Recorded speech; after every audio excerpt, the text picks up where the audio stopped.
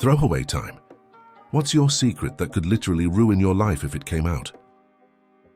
2.5 years ago, I was in dire financial straits, so I sold my home to keep my struggling business afloat.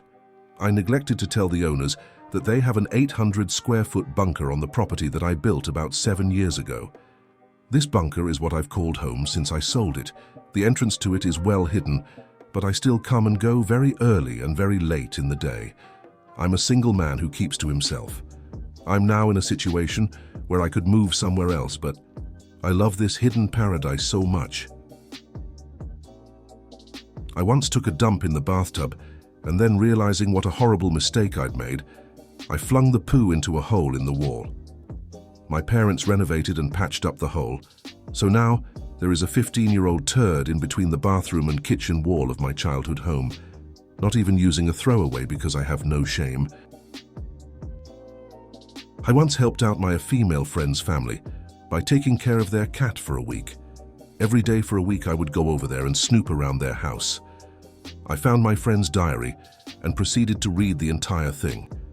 I used this information to get her to like me, and she is currently my wife.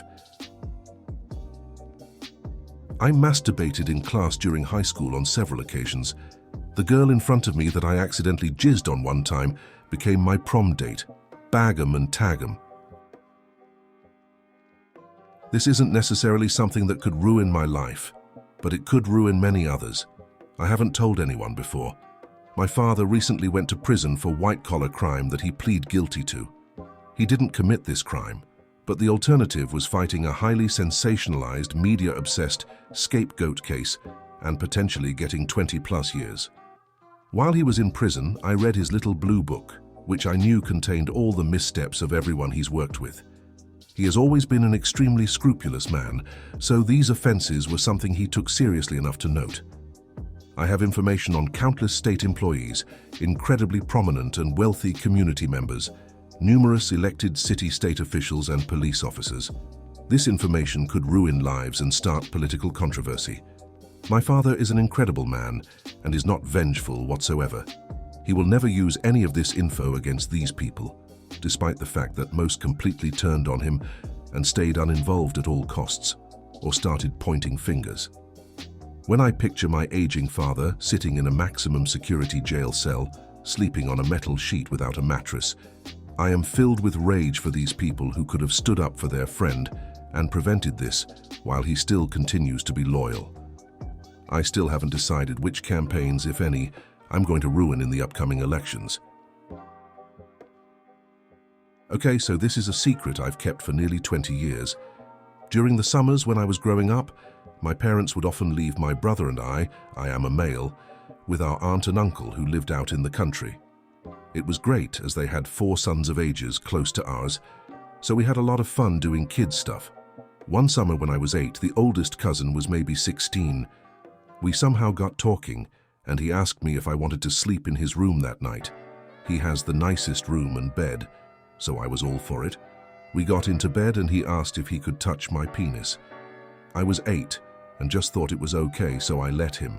He rubs it for a bit and then asks me to do the same to him. So I do. This progresses and eventually I'm sucking his cock. I think I knew this was wrong, so I said I didn't want to carry on. We stop and I go to sleep quite confused. I wake up and he hands me some money and tells me never to tell anyone about what happened. Next night he tries to do the same thing, but now all I care about is the money. So I do it. This carried on for 2 summers. Eventually I got old enough to realize it was quite wrong regardless of the money and stopped. I've not told anyone this. He's now married with 2 kids. I'm also married and we see them sometimes at family events. I don't have the balls to even try and talk to him about it. Hell, I'm not even sure what I'd say. I'm sure this will get buried, but just getting it off my chest makes me feel better. I have a cum box. It's a shoebox, or at least once was, and whenever I masturbate, I cum into it. I've had it for 2 or 3 years now, I think, so it has a fair amount of cum. It smells atrocious, and I tried to burn it once. When I lit it on fire, it was too damp due to the cum, so it simply sizzled and didn't manage to actually light up. Turns out burning cum smells awful, so I had to spray it with Axe body spray just to get the old smell of burnt cum away. It also has some drenched papers stuck to it. That's pretty much it. I am basically living a lie. I told my entire family I was able to transfer out of community college and into a university, but I never finished up the requirements. So since I live at home every day instead of going to school, I go to the local library and BS. My lies are so extensive, I even go to the campus and meet my girlfriend for lunch sometimes. I've made fake transcripts to show my family, and to make it look like I'm actually studying, I go to MIT OpenCourseware to look up facts that I learned in class that day. I have become a remarkable liar. I hope to be transferring in the fall, and then I look forward to living a normal life. Coming clean is not an option at this point. When I was 15, my parents were going through a divorce. My mom worked night shifts and my dad was living with a friend of his. One night, my sister, who was 19 at the time, came home pretty drunk from a party. She was acting goofy and fell on the couch next to me. She started grabbing my leg and laughing, and we started fondling. We ended up having sex right there.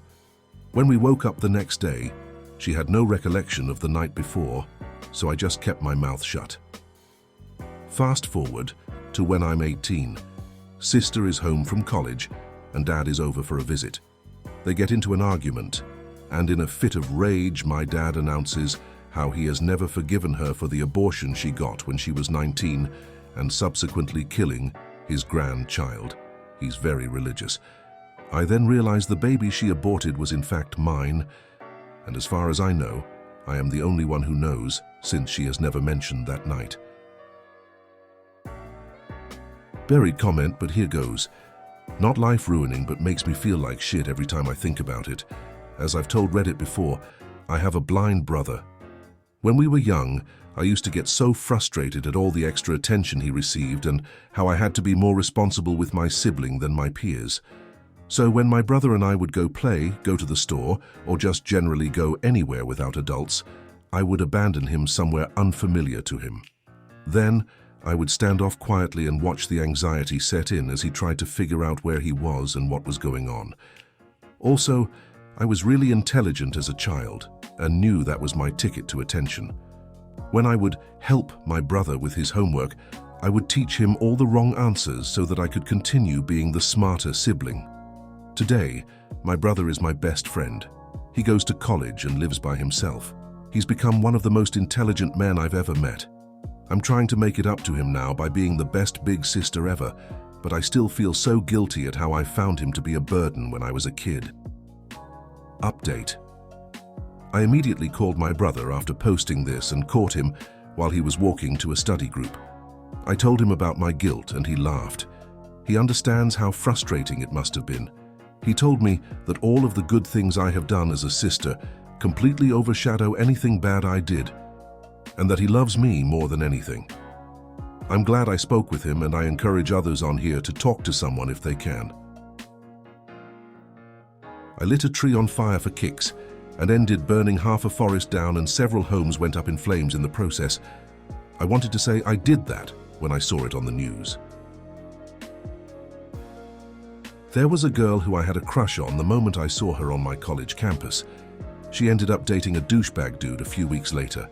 I happened to end up sitting in a study room with him and a few mutual friends.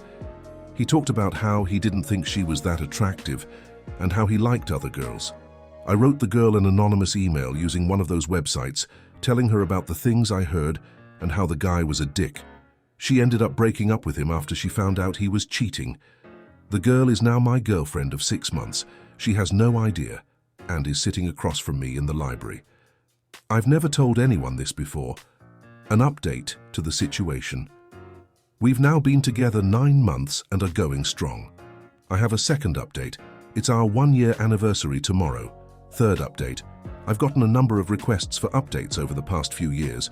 We're still together, going 3+ years strong, and she's finally moved in with me. Life is great. Fourth update. Still going strong after 5 years. We've been living together in a big city, and life is great. We've found things we're both really passionate about and can finish each other's sentences.